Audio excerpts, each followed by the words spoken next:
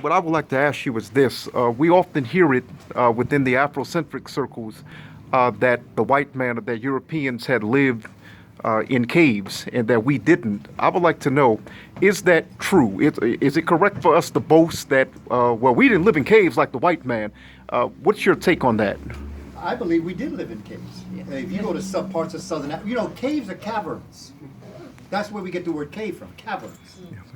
And there were sites, like for instance, even amongst the Dogon, you go up into the cliffs, there were openings in the sides of mountains in the cliffs where they would go and live.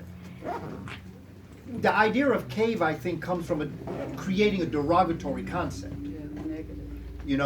But there were people who lived in caves, and they had all the wherewithal, they had all the things that they needed. The peoples of European descent who we're talking about as caves did not have that. For some, there are stories. There's a book, The Making of the White Man by Paul Laurence Guthrie, that talks about the fact that some of them would just go into just indents in the sides of mountains, and they could warm themselves up by defecation, because out of defecation comes heat, and that's how they would, their heating process was to defecate and live within that small enclosure that had. So I would like to get rid of the negative connotation of what caves represent. Yes, we did have beautiful houses, because caves, for the most part, when you live in caves, it's because you're trying to avoid the elements. But in Africa, where the weather is so beautiful, or in any place where the weather is beautiful, you don't have to go into a cave. You could just be on the outside. If it rains hard, or you have, you could just go underneath a baobab tree. There are trees in Africa that you could have 77 people stand holding hands, and that's the circumference of the tree. That's how big some trees are. There are some people that held government sessions under the baobab tree. In Ethiopia, they're known as the Yegba tree, Y-E-G-B-A. See, we have to because we have to purify our minds, to me, we have to get rid of the connotations that we have towards things. We didn't have to live in caves. But there were some places that, in order to go and to get away from the elements, maybe get away from animals at night, because when you're sleeping, if you have animals that can do harm to you, you want to go someplace safe. So you may not want to be in an open savanna. You might go into the side of a mountain and sleep there. Because the only thing that African people did indoors was sleep.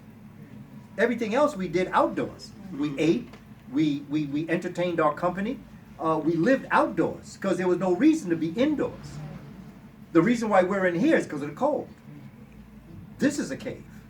I was about to say that. Apartments are like caves. Houses are like caves. But see, you have to go back to the practicality of things. In Africa, in beautiful weather, you don't need a house, because all you do is sleep in it.